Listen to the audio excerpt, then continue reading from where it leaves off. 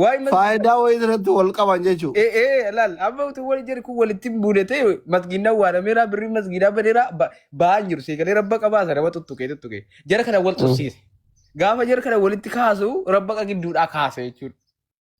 Dikka jaallatanii miti kan bahe kun walitti bu'imsa keessa gargaarsa namaa kan irratti ka'e jechuudha. Nama dhukkubfate gargaaruu irratti walitti bu'an. Walitti bu'anii kun fotta jechuudha. Adda sapiraayiziin ta'e bara kifti ta'e kunoo kana kanatu jira sana himtaa dhufe jechuudha. Icciitiin bahuu eegale jechuudha. Jarri quba wal qabdi bara. Eegas inni fudhates inni kennes inni bakkee ilaalu quba wal qabdi jechuudha. Munaati yaa'uu isaan keessaa amma furmaanni maali ree? Furmaanni masgiidichi gargaaramuu hafe jedhe. Amma wal dhaa jirani waraana qabu beektaa ijaarratanii. Gamaa gamanaa waraana ijaaranii walitti bobbaasanii haadha namaa abbaa namaa arrabsaa jira jedhe. Kanan immoo garuu amma wanni irratti hojjetuu qabnu jechuudha. Isa dhugaa rabbi wanni uummanni illee beekuu qabu. Waa'ee birrii fudhatanii rakkataa gargaaruu kun dhaabbatuu qaba. Yoo fedhe rakkataan hin gargaaramin. Maaliif beektaa? Nama birrii hin qabnetu iyyuu sagalee dhaba akkasitti. Beekama. Innaa namni tokko yoo gargaare ka gargaaru taate birrii yoo hin qabaanne sababaa kiyyaa yoo namni kun tarazzaqame jedhee yoo bira dhaabbate bira haa dhaabbatu. Kanaa miti yoo ta'e immoo namnummaan haga nama san guddisuu barbaadu silaa malaan namni akkattillee birrii masii kenna bar deemtee viidiyoo namaa waraabdee miti akkattillee namni si jaalatu sappoorti si godhu ima sii kenna sii galee miti. Nama maqaa birrii fudhatee nama gargaaru kam irratti rabbiif jecha yoo hin gargaarinaa dhiisa akkanumatti rakkataa naannoo keessa jiru dawwala gaafadha gargaara karara gabbaa gargaara si galee miti. Yoo amma rakkataa tokko birrii 50,000 maal kana baratte namni birrii hin qabne sagaleen isaa rakkinni isaa uummata biran ka'u si galee. Sirrii. Kana waan ta'eef waan akkasii sun kana keessatti ilaalamuu qaba. Amma laal masgiidni biyyaa waa kaffalachuu hin dandeenye ka bokkaanitti roobu gargaaramuu hin danda'u. Fakkeenyaaf waa kaffalachuu hin dandeenye ka bokkaanitti roobu bakka itti salaatu hin qabne danuutu jira. Kun waan kaffalachuu. Habiibiin san qofaa miti maal taate biyya keessatti 50,000 fudhatanii rakkatarraa viidiyoo waraabanii yoo viidiyoon sun vaariyaalii bahuu deddeebisanii haqanii jiran maal taate kanan dhageettee ati nuti beekan afaan nama qabnu jira. Amma waan beektaa. Tokkummaa amma ani si waame 50,000 naa kennitee sii kennee viidiyoo na waraabbattee sababaa viidiyoon kiyya vaariyaalii bahuu dide qofaaf yoo hayxe. Ani waamee kakasaare birrii kiyyallee kiisaa dhabee viidiyoon kiyyallee haqe viidiyoon vaariyaalii bahee bayuu baatee sun nasiiba namni 1,000 yoo laale 1,000 san keessaa namni 5 10,000 namni 10 yoo naa kenne baraani 50,000 taarrafadhe beeki 100 naa taya eeganii gidii taate. Eegaa homa kanallee hubatuu dadhabdee feemasiin biyya keessaa yoo viidiyoon wallaahi istil yoo viidiyoon vaariyaalii bahuu dide yoo namni sun akka namni garaa laafutti booyuu dide hin maxxansituu jedhan dhugaadha kun ani riskii feemasoota biyya keessatti hin qabu jedhise malee wallaahi kun dhuga. Beekama. Amma biizinesiin biyya keenyatti karaa qaxxaamuraan horuu barbaadda yoo ta'e nama gargaarsisuu eegaltaa seenuma isaati bara. Karaa qaxxaamuraan horuu barbaadda yoo ta'e nama gargaarsisuutti deemta nama boosisuu booyi jechuu dhagaa fudhattee rukuttee booyette jechuudha. Biizinesa qaxxaamuraat amma kun biizinesa ittiin karaa gabaabaan jijjiiramuu dandeessu. Rakkataa jijjiirta osoo hin taane ofii jijjiiramuu dandeessu. Amma biyya keessatti namni maal gargaarsa irratti bobbaadha caalaan jijjiiramuuf. Siigalee hatuuf jechuudha butuuf. An waggaa tokko dura itti maa ture. Uummanni kun dhagaa hin jiru siigalee dhagaa hin jiru uummatichi. Amma ijoolleen durbaa kun dhiirri amma kana kennu. Si uummanni sihii miti anaayyuu ka warra amma nama gargaarsisu kana gaafa isaan dhukkubsan gargaarsisaa ture makiinaa hunda gargaaree bitaa fi ture. Gowwaa hin naaf ta'een arrabsaan jiru. Ana nama kaashii harkaaf harkara deeqaa 5 keessatti miliyoona 3 miliyoona 4 nama guuru osoo ijaan arganu.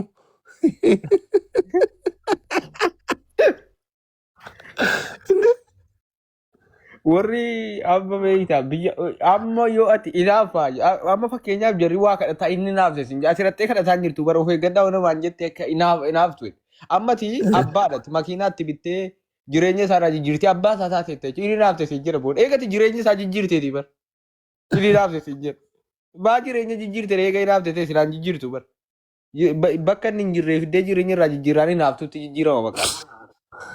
Ati hundaafuu waan naa gootu yeroo baay'ee waan galtiifaa nama galtitee nama wal karakkartaniifi. Namni rakkatee. Kan jira kana barnatu walirraa qabee jira bare saatiin. Dhageeffadhu. Namni rakkatee feemasa ganda fedheettu haa ta'u innis ganda fedhetti haa dhalatu nama Oromoo ta'ee ganduma fedhetti haa dhalatu. Feemasa naannoo isaatu haa ta'u feemasa kamittuu dawwalatee yookiin sagalee qabee fi birrii gaafatan. Yoo iskiriinshuutii yookiin sagalee nama birrii isa gaafatee san qabaate waadaa rabbiiti ana sumrii tokko malee isa gargaarsisa ana bira fidin booksii naa barreessi kunoo nama akkana iccitii nama birrii isa gaafatan illee jalaan baasu. Feemasa sanillee osoo saaxile sagantaa qabee fi ana gargaarsisa birrii tokko malee. Akkasii tole. Hafuu qaba wanni akkana. Anamma harka wayyaa jalaatiin gubboo gaafattee ollutti yaatee boostu. Wallahi namni birrii gaafatamtan ganda feetanitti dhaladha. Oromoo qofa ta'aa aadii rabbiiti ana isin gargaarsa. Hafuu qaba inni birrii nama gargaarsan kun. Maal baranaa inni kun hin bahe malee barii. Aboo waggaa guramee qaasira jirraanii wallahi takka namni birrii takka naa kenneen beeku maal taatan? Waan ajaa'ibu nama wayii barana gargaarsisee dhaqaniitti makatanii nuu kenniidhaan dhaqanii beeki ta'anillee maqaa jiraa dha'uun barbaadu beeku. Nutu akkana godhe maallaqa irraa nuu kenniidhaan halkan dhaqanii sii galee. Maallaqa amma jarri gaafatan amma jarri fudhatanii fi waan irraa kaffalame jarri naa wajjin jiru amma wanaa hin beekanu akkan kana beeku sii galee. Dhaqanii nama waan namna sii gargaare nutu si baase sababa keenya gargaaramtee kenniidhaan maallaqa irraa fudhatan jechuudha. Garuu amma yoon dubbii sana kaasee miidhamu jarri kunillee rakkoon cimaan hin kaa'u utuu yeroo tokko futtaase nama gurgudda nama ciccimaa dheettu saayiba kee ta'uu danda'a see galee balaan uumamuu danda'a balaa guddaatu uumama an balaa guddaa kana qabadheen dhiisee taa'aa jira jechuudha isan beeku dhaqanii fudhatanii borsa nyaatanii dhuganii harkaa fudhatanii galan jechuudha dubartii hirkaa.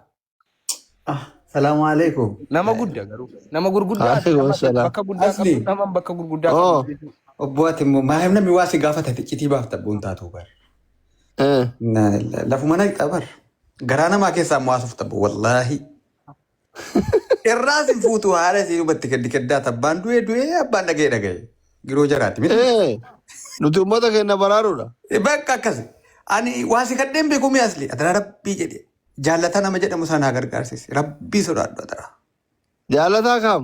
Wallaahi mucaa tokkuma ni beektaa mucaa sana. Jaalataa nama jedhamu tokko kan Kanaadaa deemee bari jaalataan diyaasporaa ta'e. Lammeessa. Jaalataa lammii diyaasporaa ta'e Kanaadaa deemeera. Inni ijoollee maatiidha nana maatiidha. Isaa miti inni kun lammeessa nama jedhamu tokko wallaahi kan miidhagdi. Gargaarsa meeqa fuudhee bilbilee ganni Kanaadaa dhaqee yaasil nama birrii meeqa irraa fuudhee. Abboosa miti bu'aan laa kun bociisaa jira biyya jira. Asli gargaare rabbii jedhe al tokkitti afaan isaa rabbii. Jaallataas eenyu sana moo jira jaallataas. Kan miilli irratti shalale makiinaan rukutee kunoo of jalatti illee gadhiiseen jira. Okay. Biyya jira. Biyya jira. Wallaahi nama gaddisiisetu argite viidiyoodhaan famee ilaalee rabbii jedhe. Wallaahi. Ayya. Irra baay'ee. Idii booda. Idii booda irra baay'ee. Maatilaa yeroo idii booda malee hin jiru bardoftof. Tokkuma. Amma qimamiin mana madaam kunillee hundi isaa yaa'een argitu warra baariyaal inuu gabbuu edura waayifa mana madaamin jilbifattee daa'ettee jala kana hunda jettee amma birrii isiitti nu laaluu diddee kushiinaa keessa fiidee shunkurtii cirataa jirti. Harkaa guurameera malee gidduu kan. Harkaa guurameera. Warra Dubaayitti karaan cufaa mitiire. Dhumeera harkaa.